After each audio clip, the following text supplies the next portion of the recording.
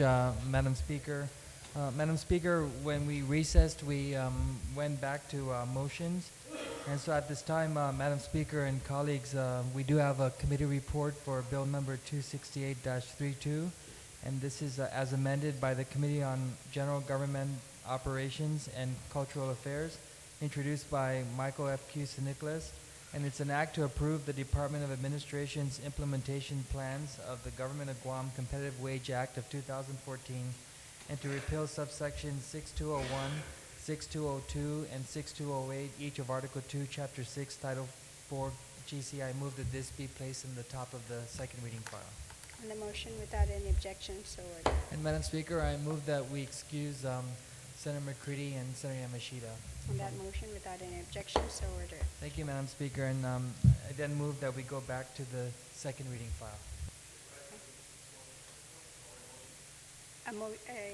Okay, so we are now on, wait.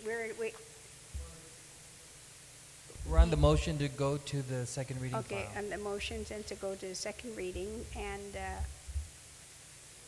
so I gaveled that in, but you said you have another motion. Okay. At this time, Madam Speaker, considering the substantive changes to the bill, it's essentially a substitute bill. I request for and make a motion for recess to review the bill. How much time? I would like probably Tuesday morning at 9.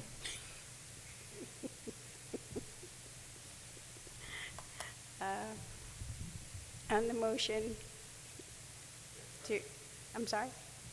There's an objection. So all those in favor then on the Dueñas motion to recess until Tuesday, is that right? Tuesday at 9. All in favor, please raise your hand. Okay. The motion failed. So we are on the second reading file of 268, and I recognize the author, Senator Nicholas. Thank you, Madam Speaker.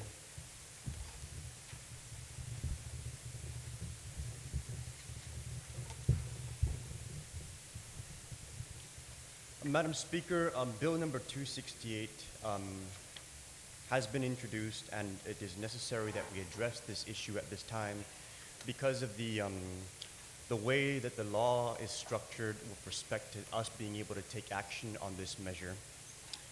If we do not pass a bill and transmit it to the governor, there is a concern that any action after today would not be within a time frame that would compel the governor to make a determination one way or the other with respect to what's contained in Bill 268.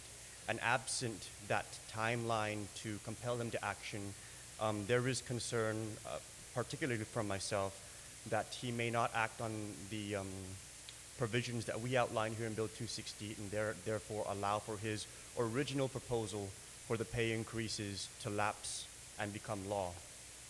And we've introduced Bill 268 because there is a fundamental belief that the proposed pay increases by the governor are excessive, especially given the current condition of our government.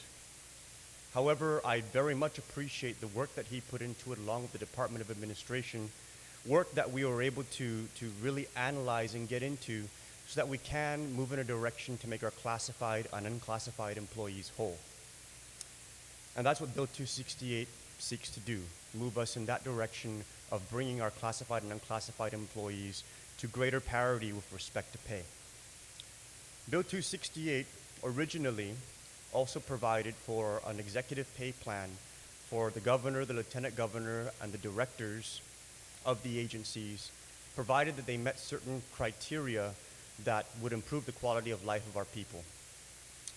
Unfortunately, with the two hearings that we had with the Department of Administration, my confidence in the financial position of our government to even be able to entertain that kind of a notion was eroded dramatically by the lack of information to be able to be confident enough to say that management raises are something that we can move forward on. So Bill 268, as substituted by the Committee on general governmental operations and cultural affairs, does not include at all a pay increase for senators, for the governor, lieutenant governor, agency directors, and deputy directors.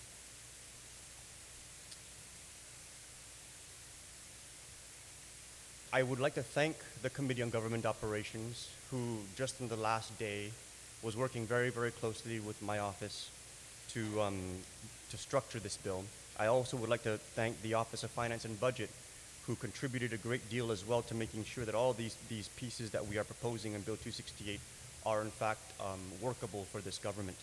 I would also like to thank my colleagues. I know that this bill, as originally introduced, looked a little different. But this work that we put into it is something that I think we should all consider and get behind. It's important for us to move forward in the pay adjustments for our classified and unclassified employees. It's also extremely important for us to do so in a way that is prudent and responsible so that we're not overspending. So in this bill, we're going to move forward with the increases for the classified and unclassifieds. We're going to provide for a nominal increase to our mayors, a 20% increase, not the 60% the governor was proposing, but a 20% increase, a $10,000 increase per year.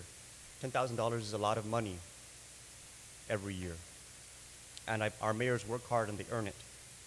But with the exception of our classified, unclassified employees and our mayors, no one else is going to be getting an increase with this bill.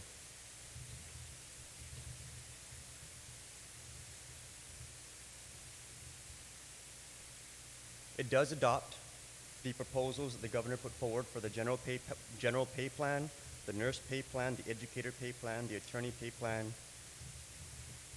but it does not adopt the executive pay plan. And what I'm hoping is that the money that we save from not adopting the raises at the executive level among elected officials, appointed officials, that those savings can get to our Department of Education today. If that money was available for raises and we're not giving up those particular raises for management and for elected officials, let's please get that money to DOE today so that they're able to be making their full payroll, their contributions to the retirement fund.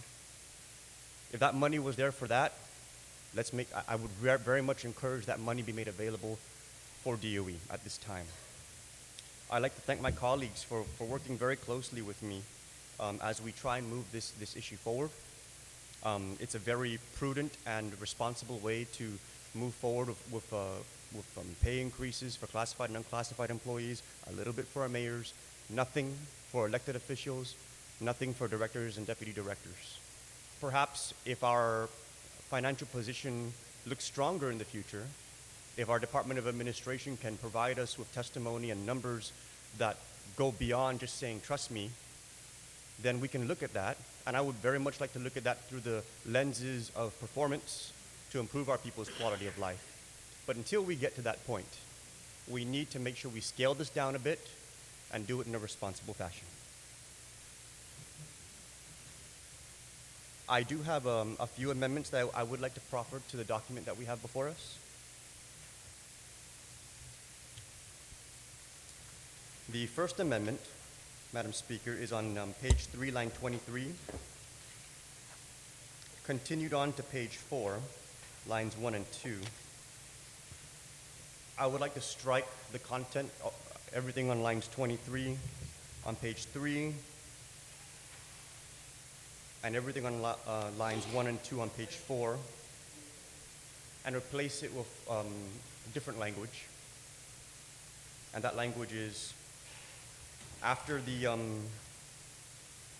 word pay on page 3 on line 22, a new sentence that reads, "It is the intent of a legislatura to reallocate the appropriation, period."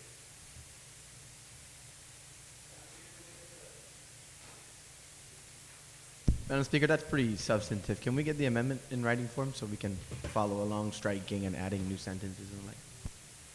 Senator, do you have it in writing? I know you said that it is the intent of the legislature to reallocate the appropriation.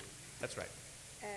On that, which is right after market pay.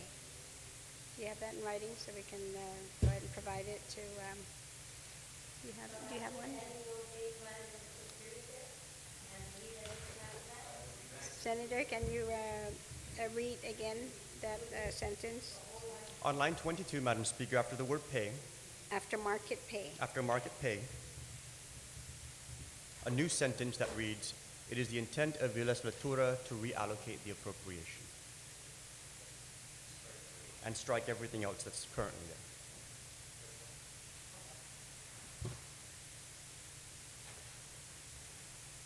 So Senator, it is the written is, I mean, the way it's written, and it is the intent of legislatura to reallocate the appropriation, period. Madam Speaker, can we just go ahead and get the amendment in writing so that there seems to be confusion where it's going and not going?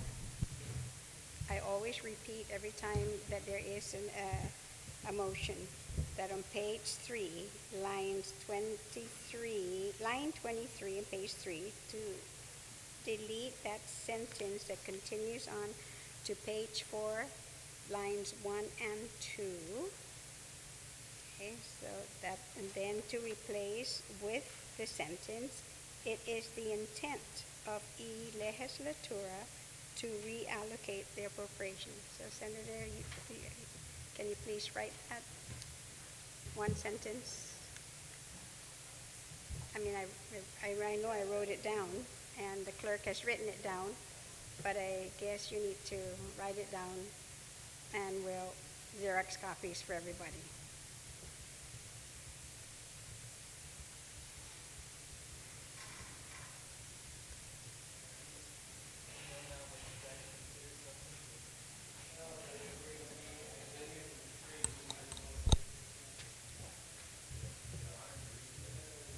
If we had honored the recess, you guys would have had your salaries. I realize that. Okay. Nah. See, because you're trying to delay it so that we don't have time to act till the governor approves the February 14th plan, and you guys get 20 grand and there's no money to come. So we're going to take a recess.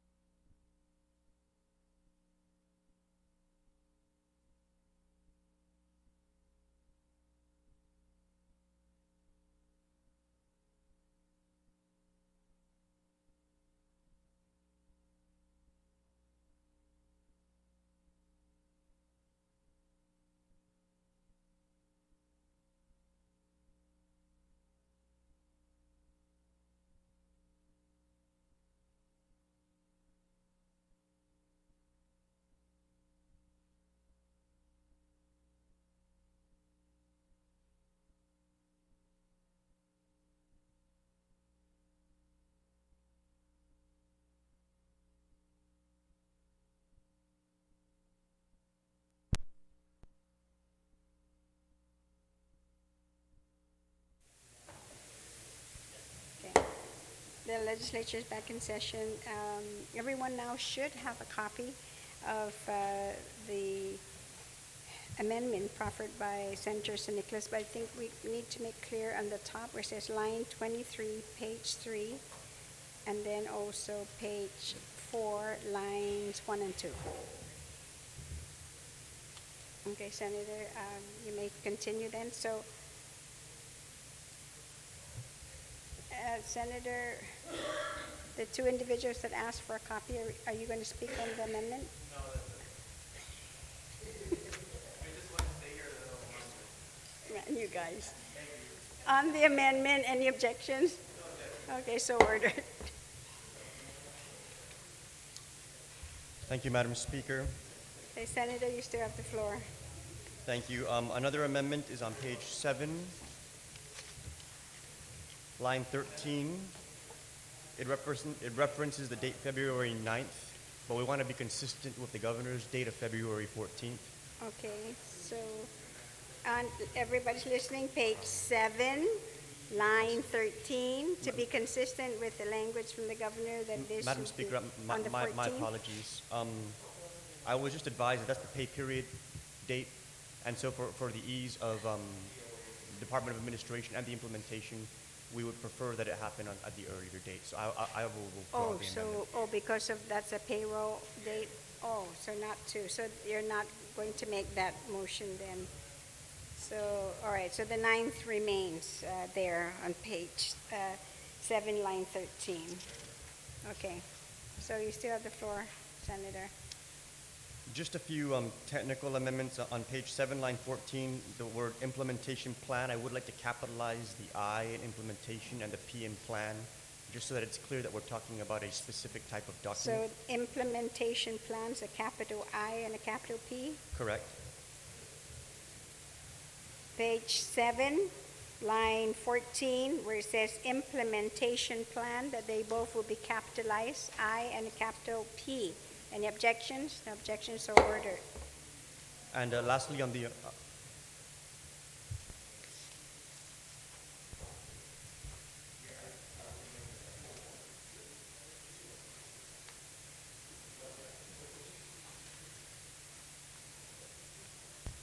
these here.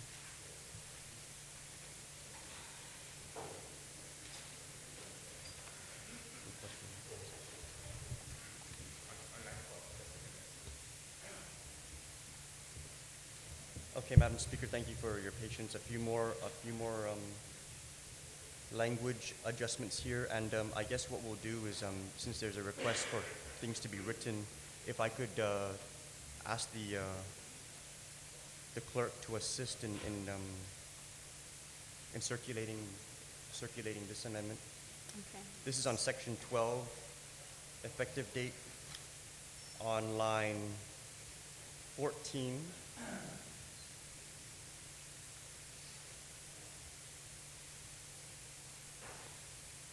And also on page 8, line 2. So I will go ahead and have this circulated now, Madam Speaker.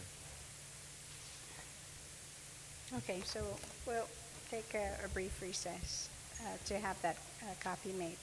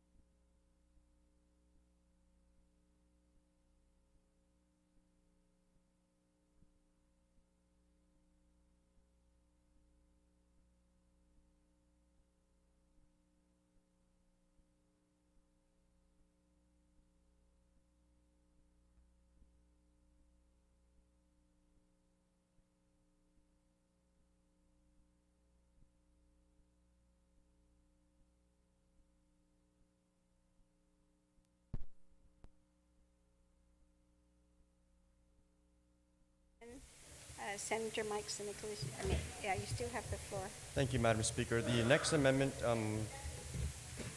it was circulated.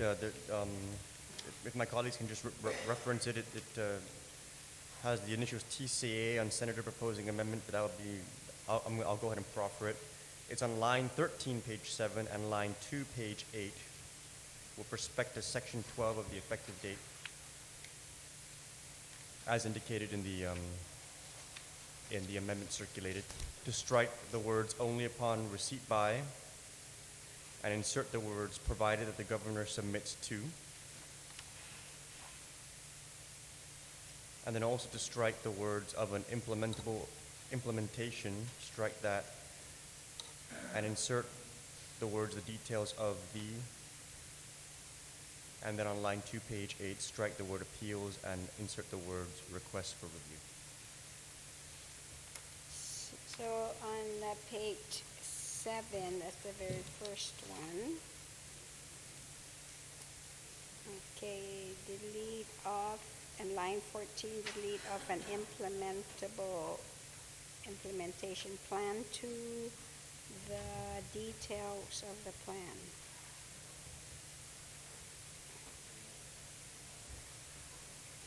Okay, on that amendment without any objection, so ordered. And then on further down, the next page, which is on page 8, lines 2, that delete appeals, and it will be request for review. On the amendment, hearing no objections, so ordered. Thank you, Senator. You still have the floor. Thank you, Madam Speaker. And then the last amendment on page 8, lines 2 and 3, the word reclassification, capitalize that. The reclassification and compensation plan, capitalize the R in reclassification, the C in compensation, and the P in plan. Okay, so for the words reclassification and compensation plan to capitalize. No objections, so ordered. That's all, Madam Speaker, and I look forward to the participation of my Okay, colleagues. thank you.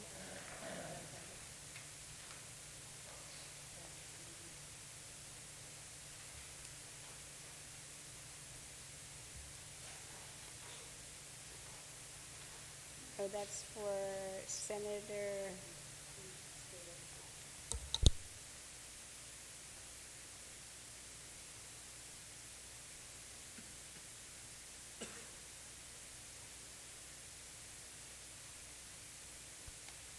I'm sorry, I did not, I need to take care of one more that you said earlier that was under TCA, that on section, page 7, line 13, where it says only upon receipt by, that be deleted. Okay. Page 7, line 13, the words only upon receipt by to be deleted. No objections, ordered.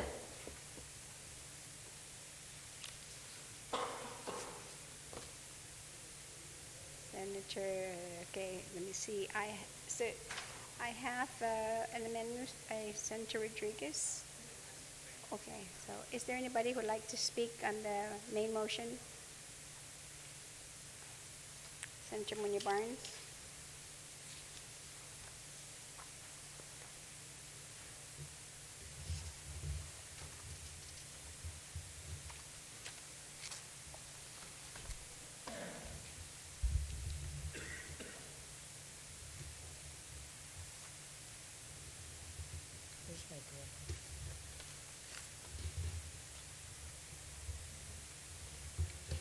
Madam Speaker,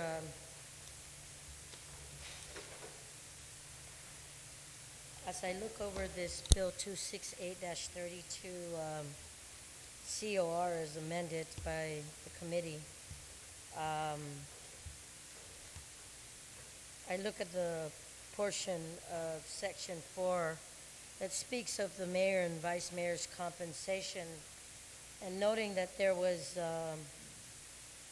increment or an increase that was given to the mayors and vice mayors. And if I'm not mistaken, that amendment shows from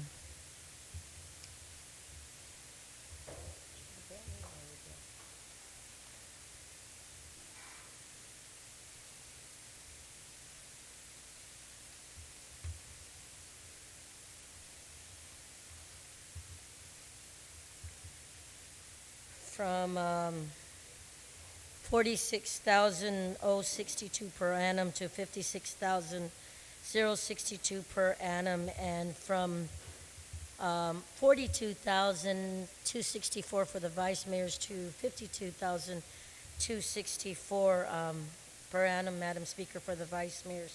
Again, and thank you.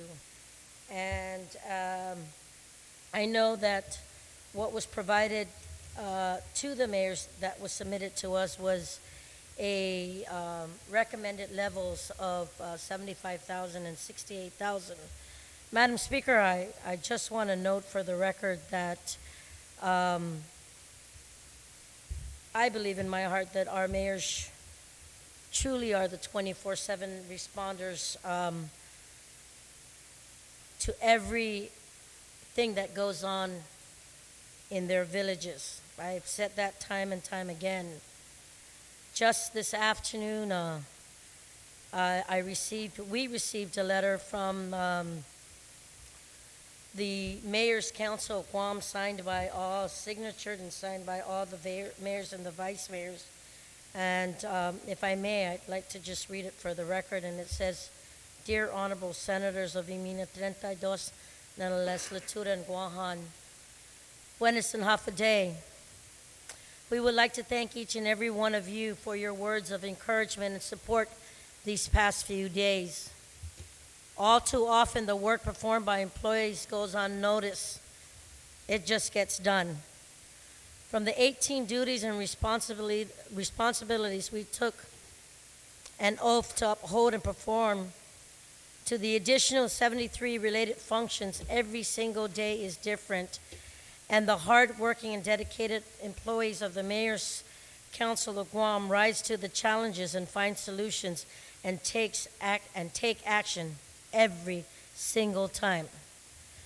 The Mayor's Council of Guam, all 208 of us, which are 201 unclassified and 7 classified employees, dedicate ourselves to the betterment of this wonderful island.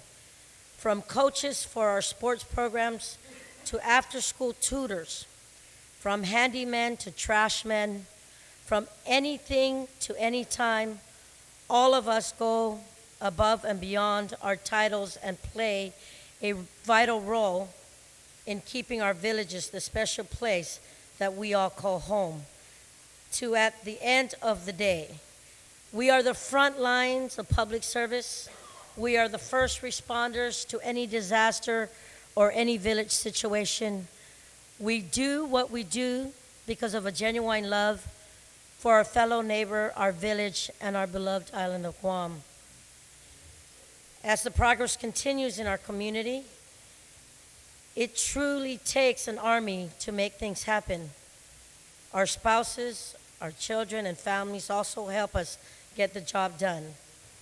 The sacrifices we make, the struggles we face, the successes we realize have not just made our immediate families closer, but have brought all of us in the Mayor's Council of Guam to be appreciative and supportive of one another. For all that you have done for us to enhance our work and complete our missions, we are truly grateful.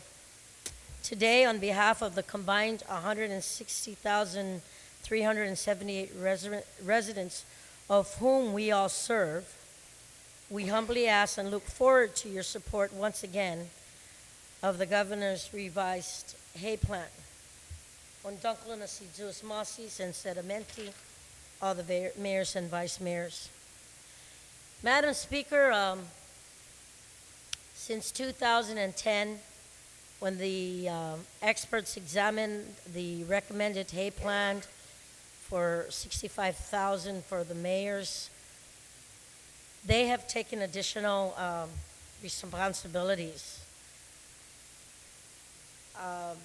From school grass cutting maintenance to handling the official Guam Island Fair to operating the Manamco Center operations, all the senior citizen centers, to all their recycling efforts and the municipal recycling program, to dealing with all the increased illegal dumping and cleanup, to working closely with the stakeholders in the community to eradicate the rhino beetle and work with the green waste, to work with GVB and their promotions to include the island fiestas in each village, to work with the creation of all the fairs and festivals, such as the Mango Festival, the Doni Festival, the Banana Festival, Meleso's Crab Festival, to the Festival of Cultures, to the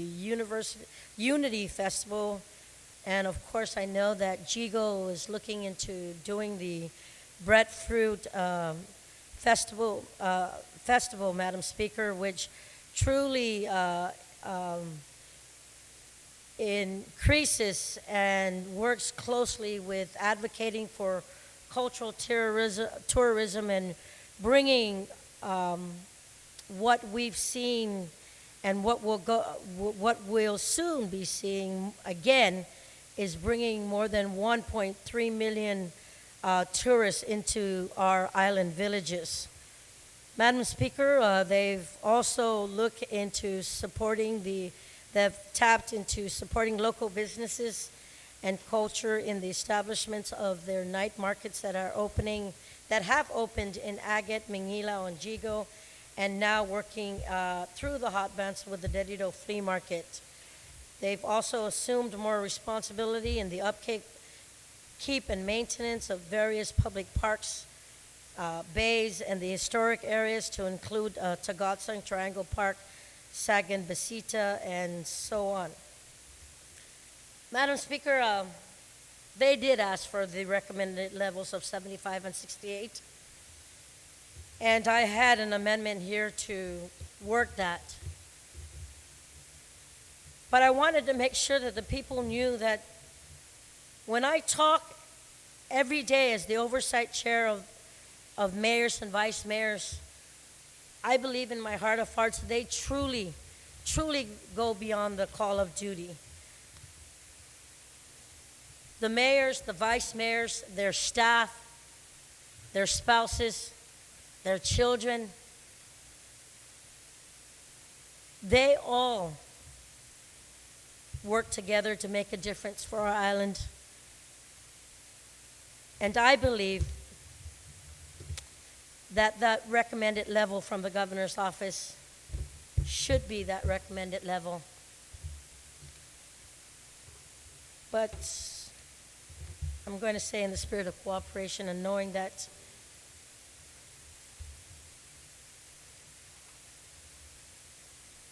there's so much more that needs to be addressed when we look at this.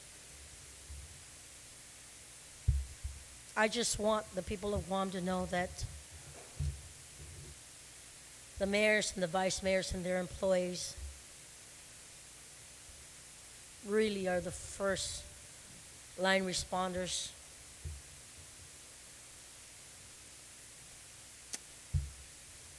And maybe in the future we'll do something to getting it at the level that should be given to them and what they rightfully deserve. So thank you for giving me the opportunity to speak in support of the mayor. You're welcome, Senator. On the motion, Senator Morrison.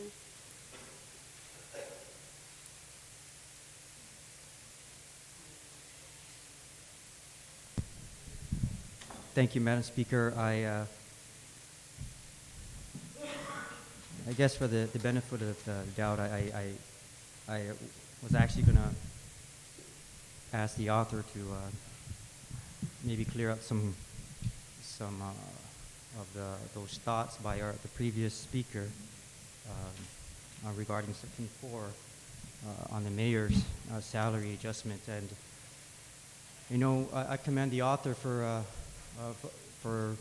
clearly stating that or the hard work of the department administration, their HR officials, and of course professional consultants, the Hay Group that assisted in putting this plan together. Madam Speaker, we all know that this plan has been put in place and it's been worked through, vetted out for many years, even prior to me sitting or taking a seat in the 32nd Guam Legislature. I've also, as I stated, that I had personal reservations regarding my own personal pay. That was not stated to get in the way of any of my colleagues. I understand the hard work of that all of us do in this body.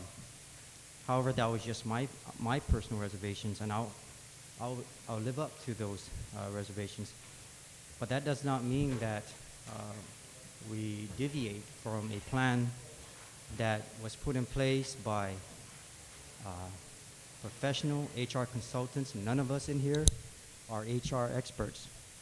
I know some of my colleagues have taken many sacrifices as well to serve in this honorable seat, serving the people of Guam. So when we refer back to the mayor's pay, I just feel we are really tinkering around, picking and choosing, where we go and who we pay and who do we elevate and who do we, and I think we all know there's politics in this, and I believe we're over politicizing this process. We all have our personal reservations, Madam Speaker. And I think the reason why we have professional consultants do the work or put this study in place is to keep the politics out of this.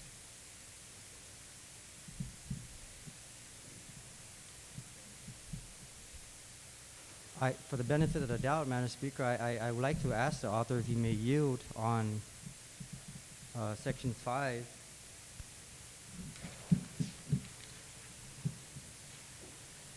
Or Section 4 on mayor's compensation, as he clearly commended DOA representatives, the HR, specifically personnel, and the professional consultants behind this work for many, many years. I just would like to get it all cleared up, at least for our general public, what type of study went behind this for arbitrarily or unilaterally making a pay adjustment for these mayors, as well as all other unclassified folks in our government, managers, all the way up to our governors.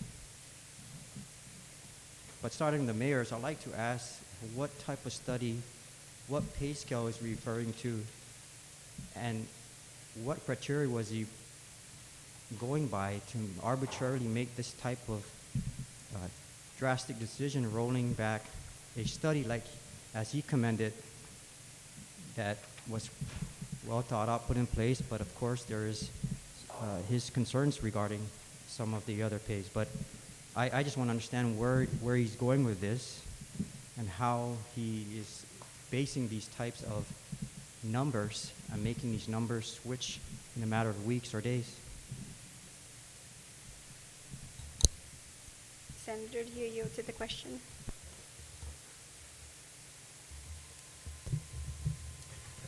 Sure, Madam Speaker. I commend the work that the Department of Administration has put into getting us as far as they have gotten us. But that doesn't mean that I'm endorsing the numbers that they put forward. The $75,000 increase for mayors that the Department of Administration is advocating for is over and above what the actual Hay Group was recommending. So the arbitrary finding of numbers was already started at the administration level. You know, it was bumping up everybody's pay from the governor to to the senators. The senators didn't have a hay plan. The governor was trying to give us $85,000. You know, the arbitrary bumping of numbers was bumping everything up. And so what I'm trying to do now is try to bring us back to earth a little bit more and say pay our classifieds, pay our unclassifieds, but no other elected officials. And the only exception we're putting into this bill are the elected mayors. And what we're saying with the numbers that we came up here is an approximate 20% increase is fairly reasonable. And where I get that 20% number from is from my experience in the private sector. I mean, a 20% increase in the private sector is extremely generous. Very, very unheard of. What the $75,000 number represents is a 60% increase, absolutely unheard of. You know, unless you're the CEO of some major corporation that rolled out the latest software technology that brought in billions of dollars, you don't get those kind of salary increases. But our mayors do work hard, and they do deserve an increase. I think that the reason why that's included in the bill is because we acknowledge that. You know, we acknowledge that. Even our community acknowledges that our mayors do a tremendous amount of work, and the current pay that they're receiving is not very commensurate to that. So I refer back to my private sector experience of a 20% increase being generous, and that's a $10,000 increase, Madam Speaker, on a gross pay approximation that comes out to almost $400 more a paycheck. You know, I mean, there's a lot of people in the private sector right now who are barely earning that much money, and the mayors are going to be getting that with this reduced increase, this more down-to-earth increase that we're recommending. And so, you know, if the alternative is to say, no, we don't want to do a $10,000 increase, we want to do a $30,000 increase, and we want to bump up their pay by $1,200 every 2 weeks, I mean, I don't need to be an expert to step back and say that is a lot in a very small amount of time.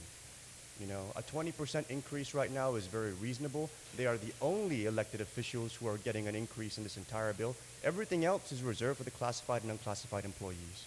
And you know, for every dollar that we were to spend on an elected official's increase is a dollar that we won't have to actually spend on the classified and unclassified employees. You know, the mayor's staff who are going to be getting increases as a part of the unclassified employees get a dollar less for every dollar that we give to a mayor's elected salary. So, you know, there's all these things that we need to balance out as leaders. And I appreciate the position of the current speaker who does share what we all share. And that is an appreciation of our mayors. And all I'm suggesting in this bill is that appreciation reflect the capacity of what our government is able to afford, and something that's in line with what I believe it would be a reasonable and understandable amount among our people as well. And I hope I answered the question, Madam Speaker. Senator, was you able to answer your question? Sort of, Madam Speaker. I was actually trying to see what type of professional study, excuse me, professional study that was out there that we were working with, and I think all of us base our decisions off expertise in the field, especially when we're dealing with pay raises. That expertise, which should we be referring to, not our own personal experiences, because obviously we all know that that's just not the appropriate way to deal with these types of raises. And I guess that's why we engaged a professional consultant as well to assist the Department of Administration in ensuring that we do this accordingly to some sort of plan that has a study behind it. I don't believe, Madam Speaker, that the mayors, we should be tampering the mayor's pay, but I also don't believe we should be tampering with this study. We've been tampering it with, and this was, like I mentioned at the public hearing, this was totally a very inclusive plan, including all local branches of government. And I think it's really hard to do something like that because it's including elected officials, but it is clear that we are tampering too much of this study, Madam Speaker, or this plan, and this bill basically is completely deviating from years and years investment of money our taxpayers' money in putting this plan in place. So I'm not sure what precedents we're setting here for the future when we put in place studies to assist with this process to completely deviate and pick and choose what should be in the plan and what should not. And to, let's be real here, we're focusing on the mayors, and it makes it even more sensitive because now no one wants to reduce the mayor's salary. But that's what happens when we start tampering with the study. I thank the author for considering taking out, at first this bill was to pay for performance. And I guess he realized how clear that was just totally impossible. Not even the President of the United States is held to that criteria. But Madam Speaker, let's be clear here. I hope that in the spirit of cooperation, working with the administration, and at the same time having our own personal reservations with our own pay, knowing that we did take an increase in 2011, that we be very inclusive as what DOA and these professional experts and with the administration, the governor, let's be inclusive and be careful. We are playing around with people's lives.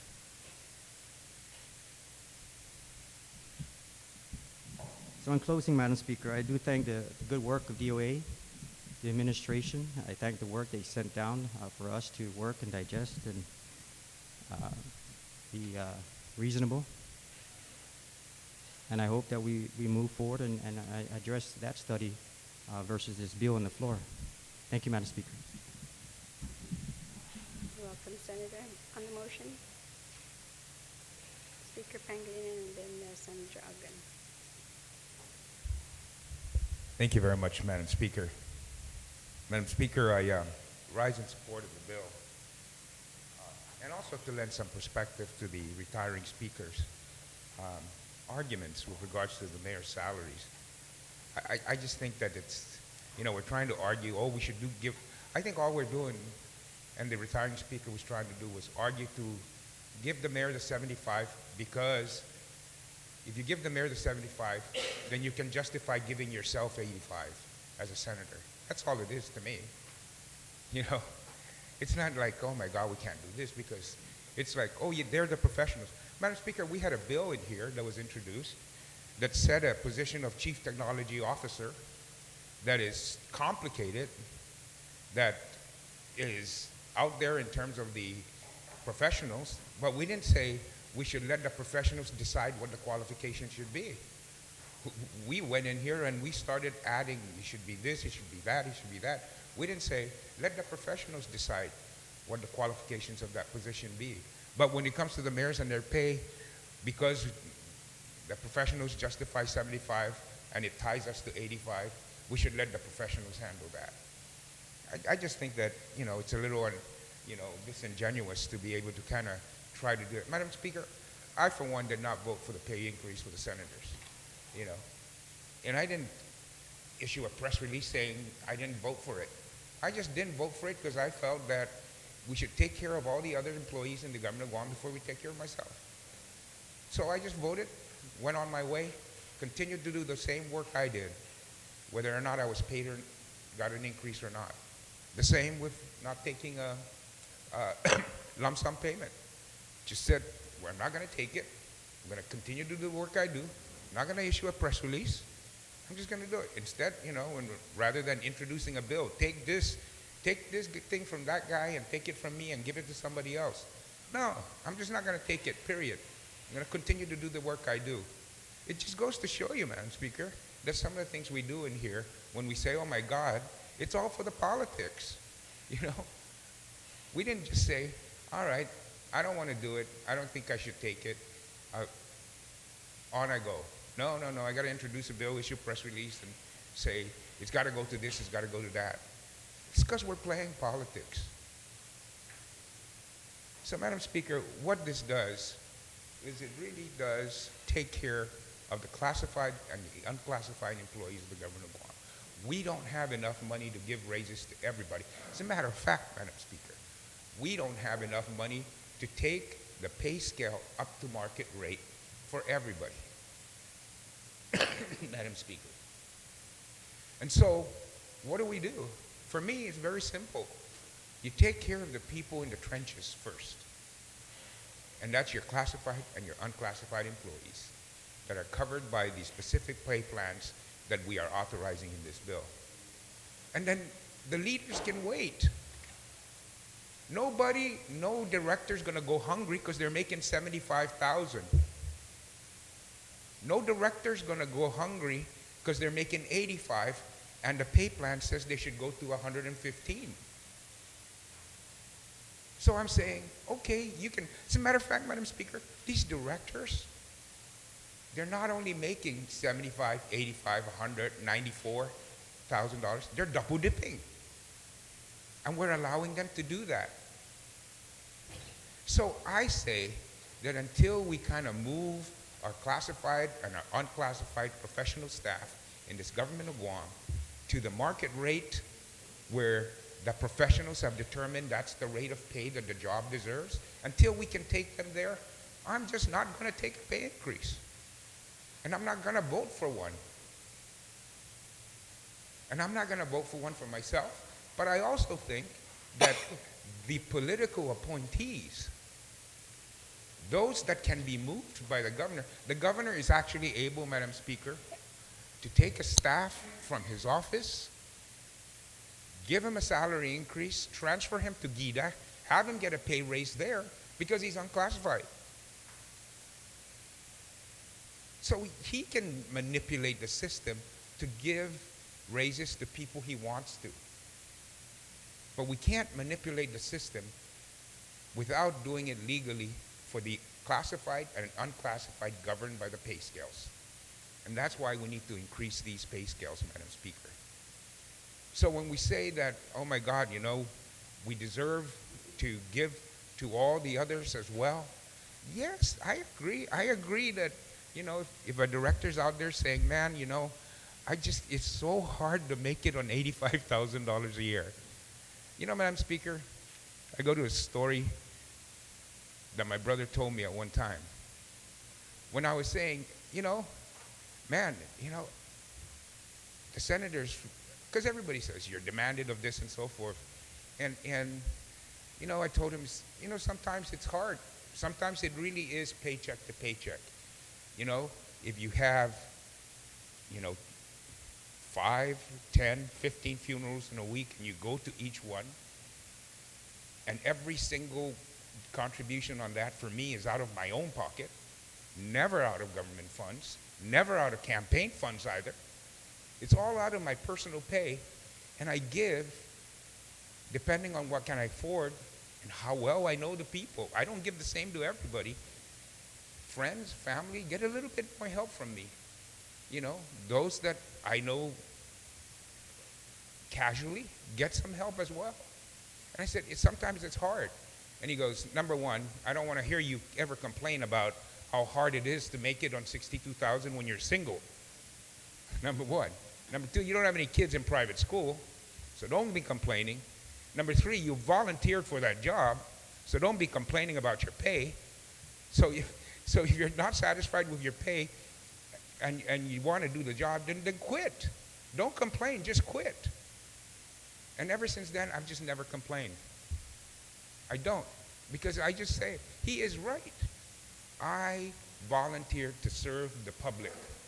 I knew what the pay was going to be. I knew what the obligations were going to be. I knew some of the things that I had to do as part of the political process to get reelected. And all of those are costs that I have to incur. But I knew all of that. And if I'm not willing to shoulder that, then I shouldn't be in there and complaining, Madam Speaker. So when these directors saying we need to increase our pay from 85, or the governor saying, I need to increase my pay, from 94 to 140, but I'm going to be so generous, I'm only going to go to 130 instead. No, Governor, stay at 94. Because that's what we bargained for, that's what you offered the people, Madam Speaker. And when you don't think you're getting enough and you deserve more, then maybe it's time to say somebody else who's willing to do the job for the pay that's being offered, with his eyes wide open when he walked into it, should be given an opportunity. But once again, I go back, Madam Speaker, and focus on why I support this plan here, which excludes the executive pay plan. It is because we still haven't done what we need to do to ensure that our professionals in the trenches are being paid what the job calls for to be paid. We are giving them an increase because they deserve it. We haven't adjusted the pay. They have gotten increases in their pay through increments for their performance, but the general pay scale has not kept up with the inflation and so forth, Madam Speaker. And so this only allows us to move them up to the midpoint, and the entry level is at 80% of the midpoint, and the max is 120% of the midpoint, and it starts at step 7. It is not enough, but it is what we can afford. And when we don't suck up that additional money for ourselves, for the governor, for the elected officials, and for those that volunteer to serve in the capacity of leadership of the administration through the unclassified appointment process, if we just, those guys, it really is, they have an opportunity to serve, to really do public service, and it's a fair compensation at this time. It may not be what the job requires to be paid, but I think for me it is more important that we take care of the people in the trenches, the professional staff of this government serving the people of Guam, and try to bring them up to where they deserve to be, and then we can take a look at ourselves of those at the top, because we have been at the top in terms of compensation regards to, as compared to the other employees of this government of Guam.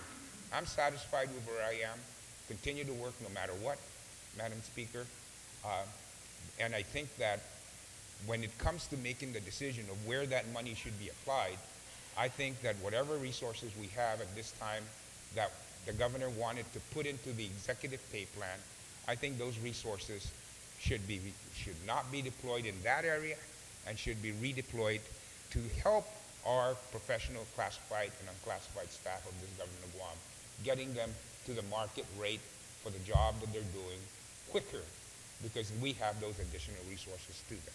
Thank you, and Sidus Masi, Madam Speaker. You're welcome. On the motion, I've got Senator Aguen and then Senator Rodriguez.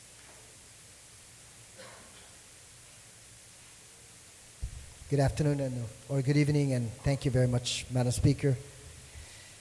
I'd like to start off first and foremost by congratulating our public employees, those who are in the classified category as well as in the unclassified category, because in accordance with Public Law 32-68, the Chief Executive submitted a plan to this body in terms of eventually implementing the Hay compensation plan.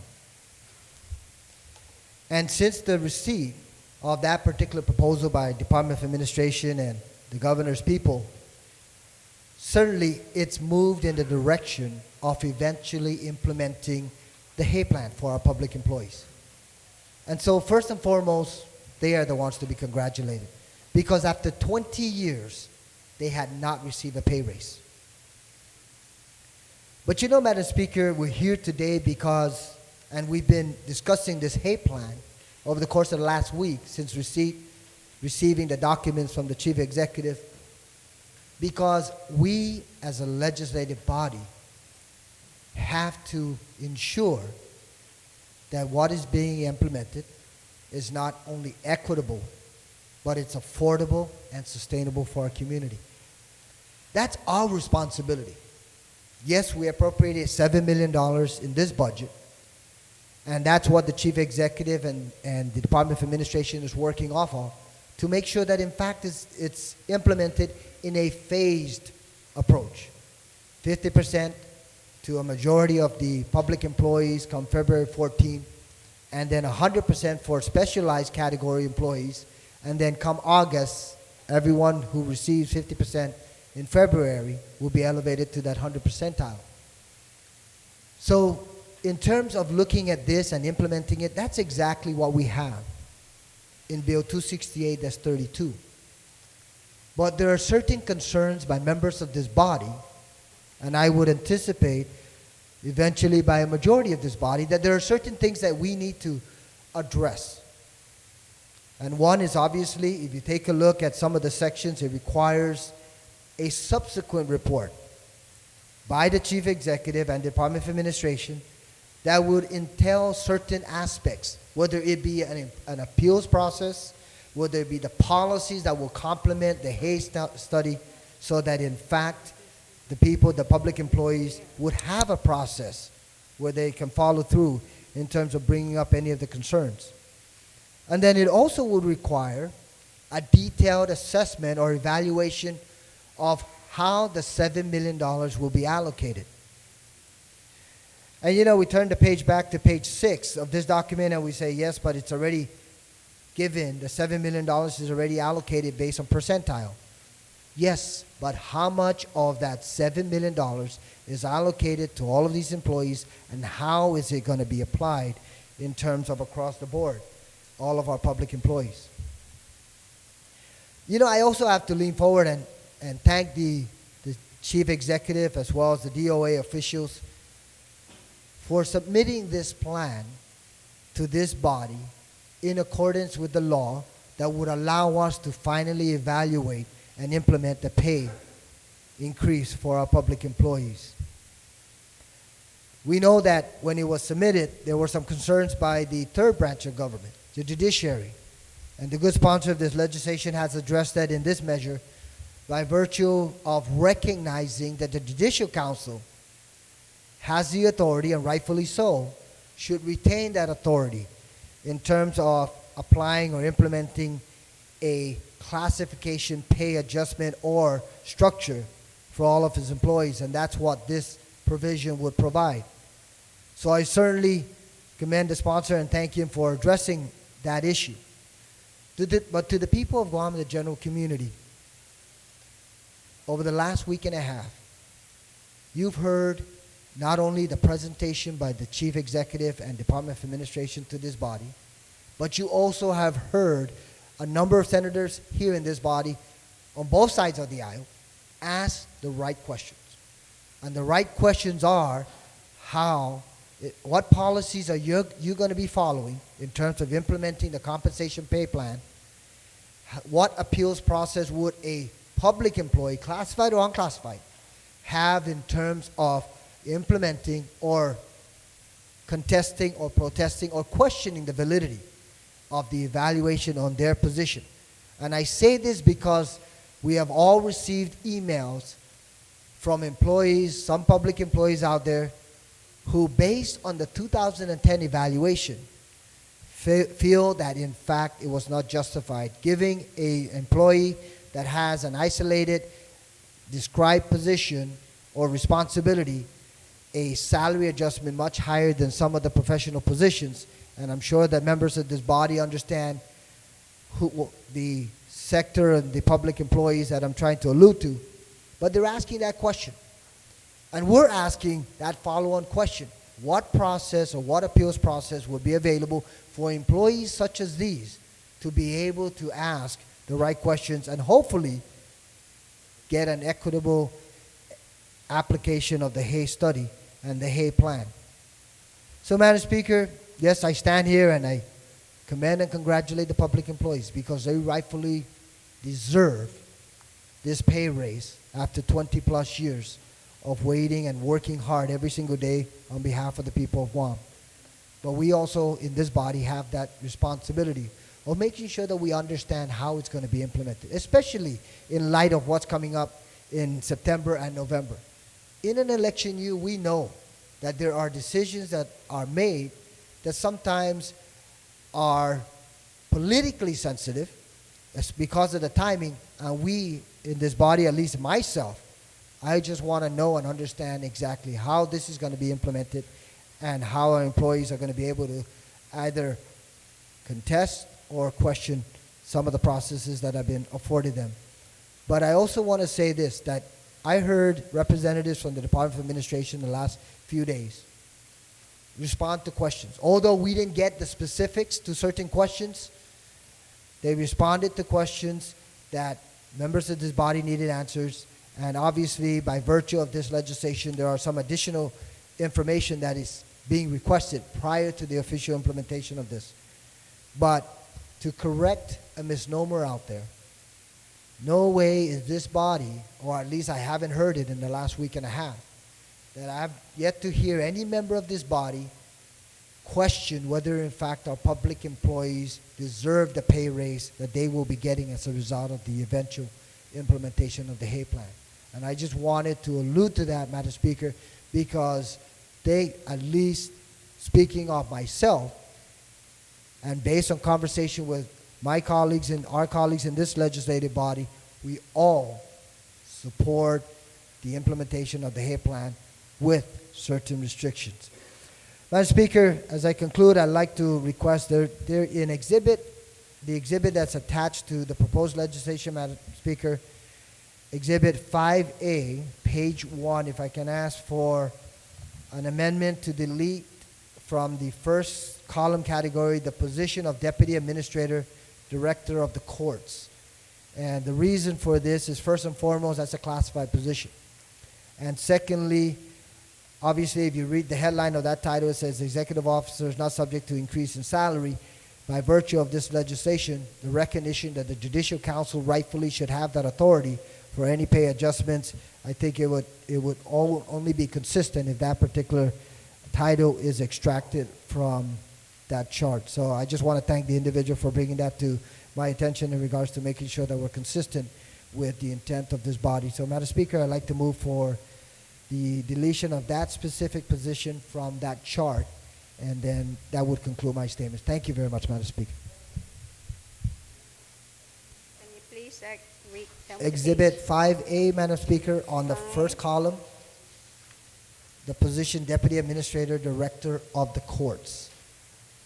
Well, wait, because I was going to say that we have two exhibits. Well, Oh, I apologize. It's the, we have the one that says Exhibit 1, General Pay Plan, and then what will be attached to that is the attachment to this exhibit, which is this the thicker first exhibit that document. you alluded to, Madam Speaker. Yes. Just turn the page to the Exhibit 5A, Exhibit subsection, because 5A, okay. you have Exhibit 1, then you have Exhibit 2, and then it goes to 3, 4, and then Okay, 5A. so In exhibit that page. 5A, okay. Yes. So say that again. So we got in Exhibit Exhibit 5A. 5A, Yes. in the first column, there's a particular position which is classified, and that's the reason for the proposal, the amendment to delete.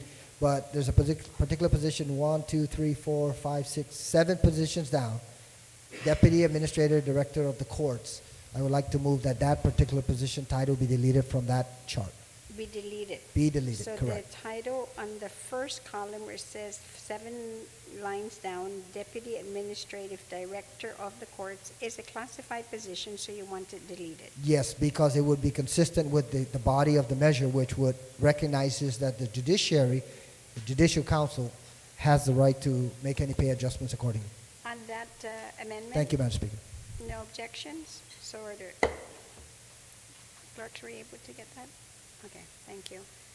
On the motion, I have Senator Rodriguez.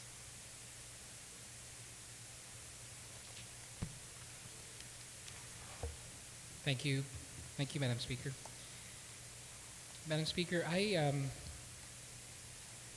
too rise in support of this measure, and one of the reasons I support it is some of the questions that we've been asking the administration over the past few days in terms of the review process, in terms of the manner in which this will be implemented, is being required in this piece of legislation.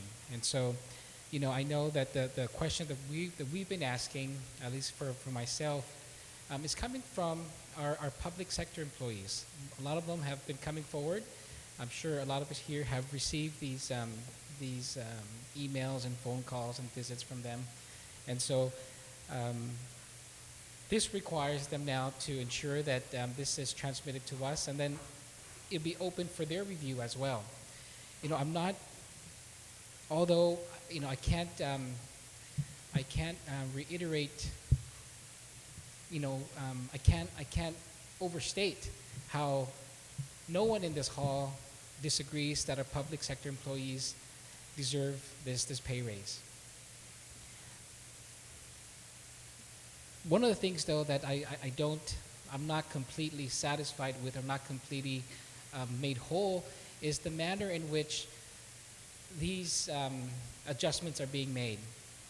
I read a statement from an individual during yesterday's public hearing from a public sector employee, a 28-year public sector employee, who basically said, we all, she agrees that our public sector employees deserve a pay raise, but they don't agree with some of the evaluations that were done. Even the 2010 evaluations, a lot of them have brought concerns up. These weren't addressed with the 2014 adjustments. And so this now is going to require DOA, and I thank them. I thank Benita and Shane and their people for coming down here, for putting a lot of work into it. But this is going to require them now to open up the process, to open up how these things came about. And so from there, our employees will be able to determine, how this will impact them. Just yesterday, we got a call from a member of the Guam Nurses Association asking, Senator, how can we find out how this will impact nurses at the hospital? I said, well, we send them everything we have. We send them the plan that was submitted. And so, we told them, we've been asking that same question as well. I talked to employees at public health, critical employees at public health, who said they've never got a chance to see this 2014 proposal.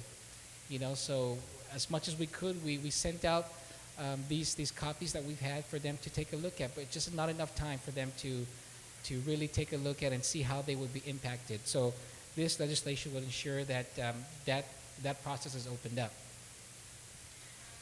Another issue that, and I have an amendment that I'd like to proffer, Madam Speaker, is ensuring the employees of the Guam Memorial Hospital Authority are also made whole. Unlike other autonomous and semi-autonomous agencies, we all know that the hospital, can't even sustain the operations as it is today. And so to include them in this pay increase, I think just as all the other GovCom employees, they're very much deserving. And we heard two of the representatives come in here yesterday as well and tell us that they represented the employees of the hospital and said, we all support this increase, even though I know there's a bunch of them there who haven't seen the proposal. But basically they said they support it. However, they want to make sure that when it's implemented government-wide, that they also have the funds needed to implement it there. And so I'd like to offer this amendment, Madam Speaker, and it's been circulated. It's the one with the star to the right side of the page. And it's to add a new Section 9 and renumber the other sections of the bill to read, in addition to the funds appropriated to GMH and Public Law 3268 and other laws, the governor shall identify and transfer additional funds to GMHA to supplement existing appropriations to ensure GMHA employees are included in the Government of Guam Competitive Wage Act of 2014. And so what this does also, Madam Speaker, is it affirms what our Director for DOA has I stated during the public hearing yesterday when that question was raised whether how are we going to ensure that GMH employees are also going to receive this. And so she stated at that time that they'll make sure that GMH receives the funds that it needs. And so this one here just affirms that and ensures that that these people from GMH are not left behind. On the amendment, Senator Uggan, on the amendment. Thank you very much, Madam Speaker. Madam Speaker, I just would like to just share, a perspective in regards to this. First and foremost, I certainly support this, and I want to just recognize for the record that the budget bill for fiscal year 14 provides the Chief Executive transfer authority up to approximately $30 million within the executive branch budget to assist and provide that direct support to GMH. So in recognition of that, this particular amendment is certainly very appropriate. But I also think, Madam Speaker, that the GMH officials have a responsibility of reporting. And I think that in this particular case, I'm just going to state it for the record, but I will not proffer an amendment only because of time constraints. But I'm just going to say that in conjunction with this, it would be nice if, in fact, GMH officials were to provide the Chair of Health and also possibly your office and the Chief Executive what the implications and the financial impact will be for the balance of this fiscal year for all of their employees to be directly impacted by the Hay study. So I think that's also a responsibility on the part of GMH officials, because to stand here and think it's going to be $1 million, or to stand here and think that in fact it could conceivably be $3 million, I don't know that number. I really don't know what that impact is going to be as it applies to implementing the proposed Hay plan come February 14th. So, Madam Speaker, I just would like to put out that call that GMH officials prepare an appropriate financial report that would reflect the incremental increase and requirement as it applies to the implementation of the Hay plan, and provide that information to members of the body, to the Chair of Health, as well as to the Chief Executive. Thank you very much, Madam Speaker. You're welcome. On the amendment, any others? Any objections to the amendment? There being none, so ordered. Senator, you still have the floor?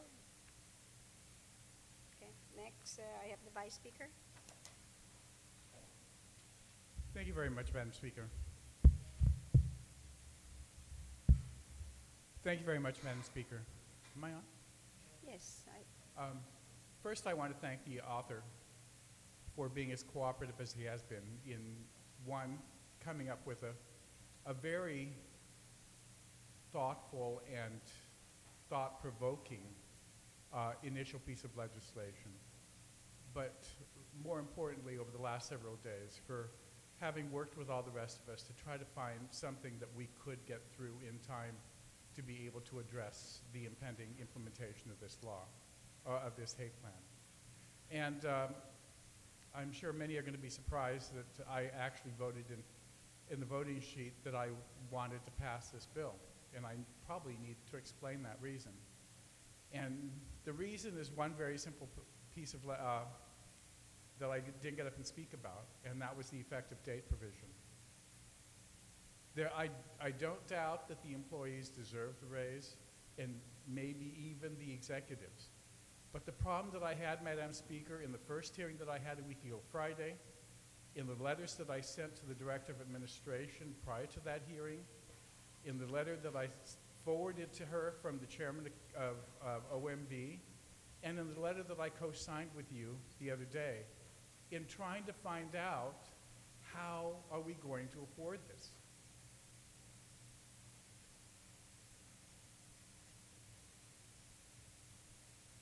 I'm not confident that this is sustainable, but with at least the $7 million, maybe that's a start, and the fact that we've excluded a good number of people, maybe it might be affordable.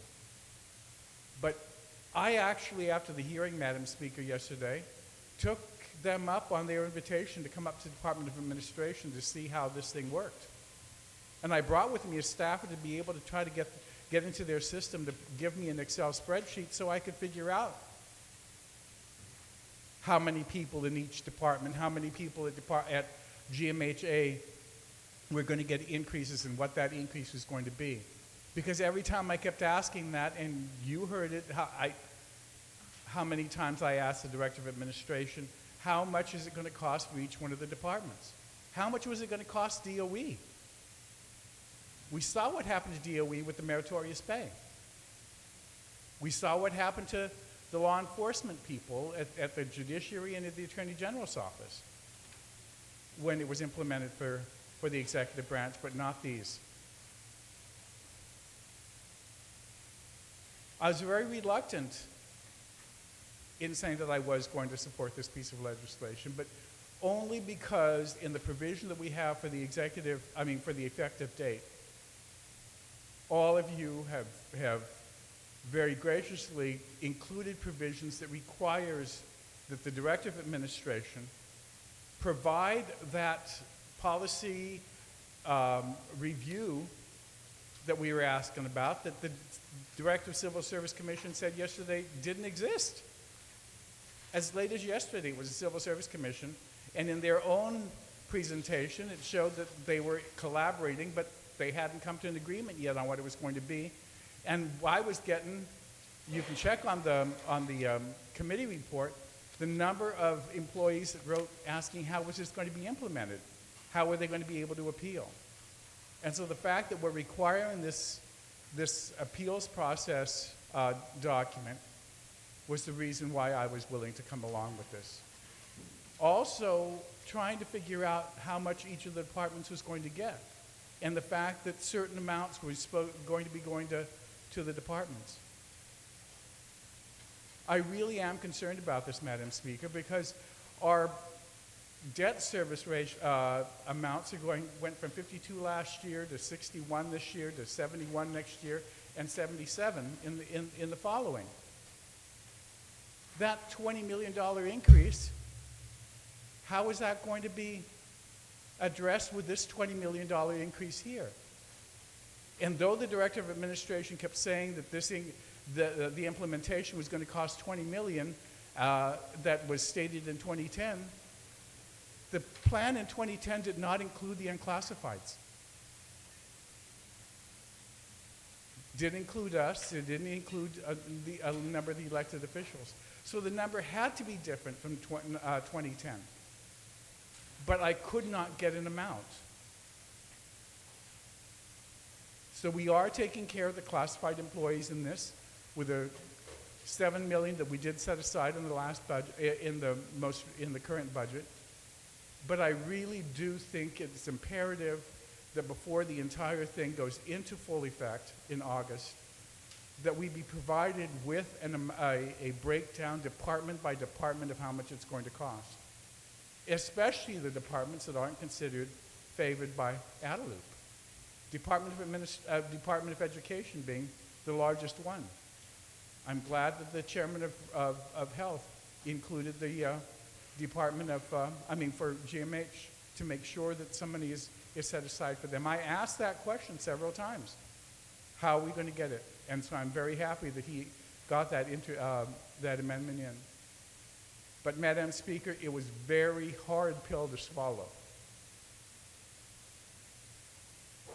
To initial and to say, yeah, that I was going to vote for this.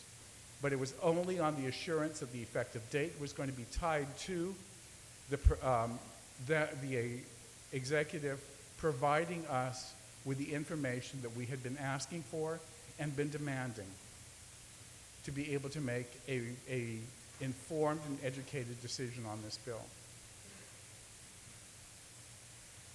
And so I thank everybody for including that one provision in there that made it easier for me to accept this, and so I stand in support of this because I too believe that the classified employees deserve some recognition for the hard work that they've had, for the patience that they've had over the last 3 years, but we've got to get the numbers to determine whether or not we're going to be able to afford this going forward.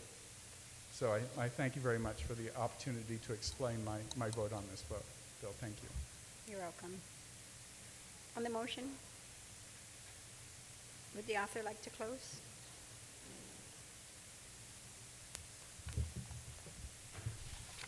Thank you, Madam Speaker. Madam Speaker, I have a deep appreciation for my colleagues and for their wisdom and guidance. I always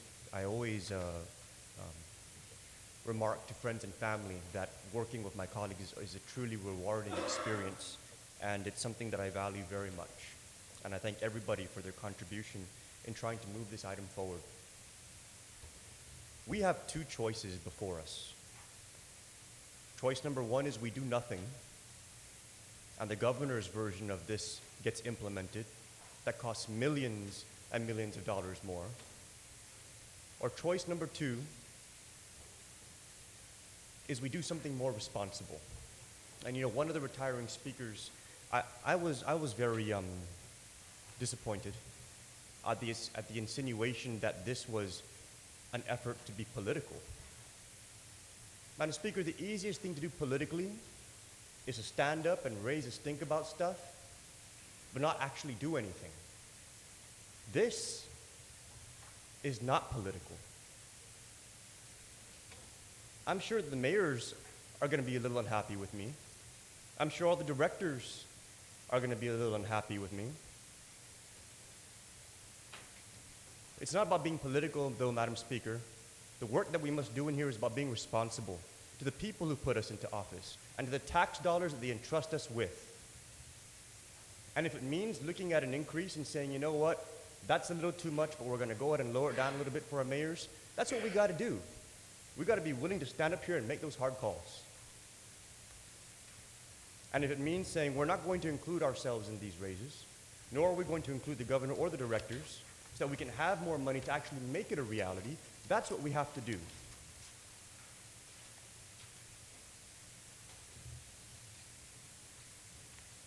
And that's what we're going to do with Bill 268. We're going to make sure that our classified and unclassified employees get the lion's share of the money that we have available for this. As the retiring speaker mentioned, we're also going to make sure that the information that we're requesting gets transmitted. This business of, oh, I'll get back to you, oh, I'll get back to you, and then when you come in, oh, I don't have it, and it's this much, and just trust us.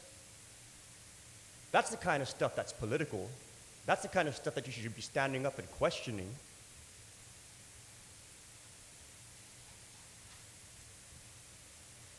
But in this bill, we're going to require it. We're also, in this bill, not going to allow this to be left out hanging in the wind for the governor to pick and choose when he wants to actually make it effective. It will be effective on February 9th. And if the Department of Administration takes its time in getting that information to this body, the pay adjustments will still be retroactive to February 9th. So our people will be made whole.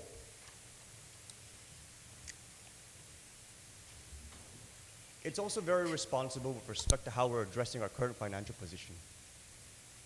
We need to acknowledge our obligations that we made and that we need to follow through with to our classified and unclassified employees. We also need to acknowledge the financial position of this government and the fact that it's all of the people's tax dollars. So as we move forward on putting this bill out there, and I really hope that the governor receives it for what it's worth and acknowledges the value that it represents. Let us send this to his desk, look forward to his signature, and continue to work for the people that meets our obligations and responsibly manages their money. Thank you, Madam Speaker. You're welcome, Senator. On the motion then to send 268-32 to third reading. Oh, no, one more thing? Yes, Mr. Vice Speaker. Madam Speaker, if I could ask the indulgence, if we could just have a short recess. The attachment 4A, I apologize. I thought we were going to remove all judicial employees. And unfortunately, in Exhibit 4A, we have a whole series of judicial employees on that attorney pay plan. Okay. And we need to resolve that before we send it down. We're going to take a brief recess.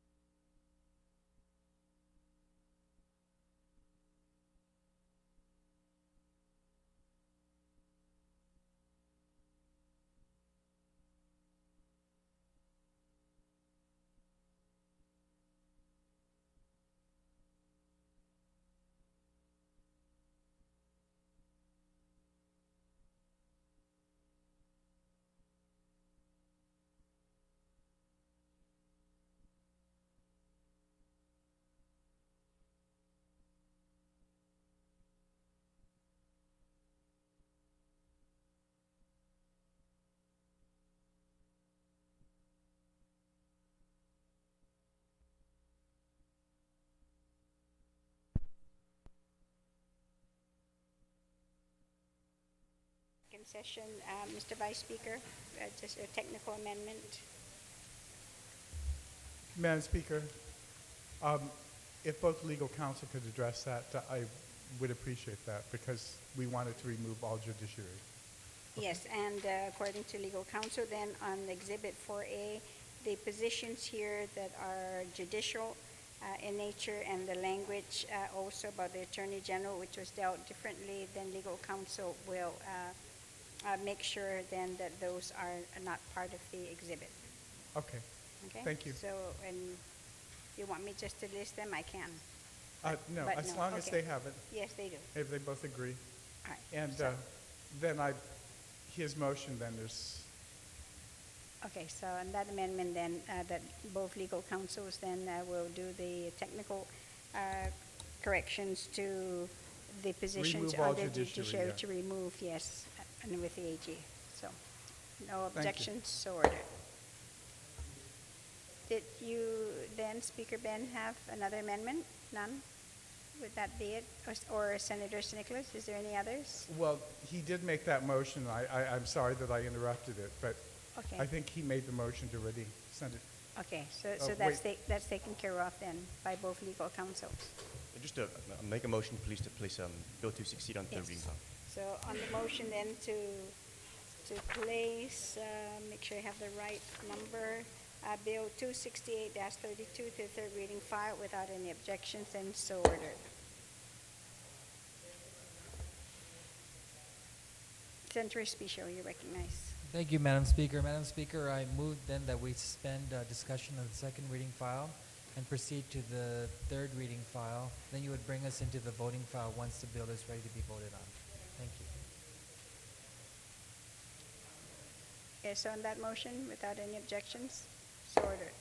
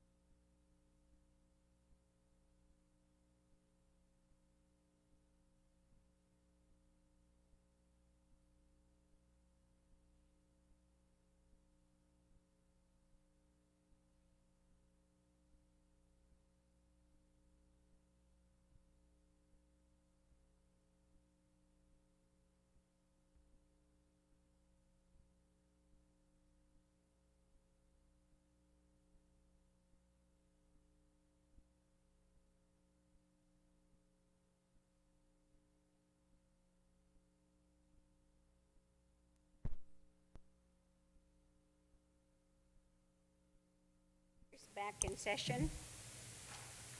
Senator Speaker, you're good. So everyone, I just want to make sure that everyone has a copy of the engrossed bill. Everyone has a copy of the 7 exhibits, and everyone has a copy of the Government of Guam Competitive Wage Act of 2014 classification plan. So if I would like to, if I can ask the clerk to please read the title of Bill 268-32 COR. Bill number 268-32 COR, as amended by the Committee on General Government Operations and Cultural Affairs and further amended on the floor.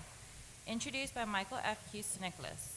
An act to approve the Department of Administration's implementation plans of the Government of Guam Competitive Wage Act of 2014 and to repeal sections 6201, 6202, and 6208 of Article 2, Chapter 6, Title 4, Guam Code Annotated. Roll call. Senator Tom Atta. Aye. Senator Tom Atta, aye. Senator Tony Atta. No. Senator Tony Atta, nay. Senator Uggan. Yes. Senator Uggan, aye. Vice Speaker Cruz. Aye.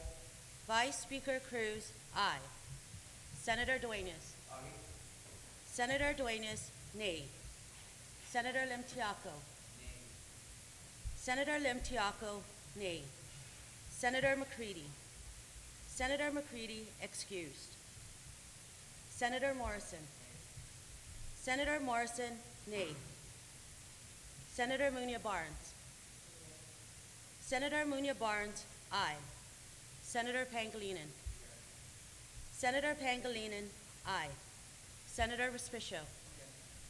Senator Respicio, aye. Senator Rodriguez.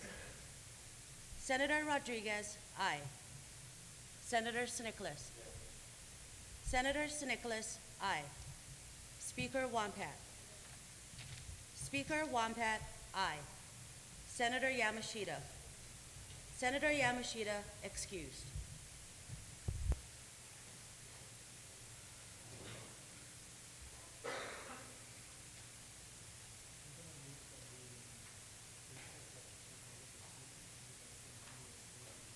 Amended Bill number 269-32 received 9 yea votes, 4 nays, and 2 excused absence. Amended Bill number 268-32 is duly passed by this body.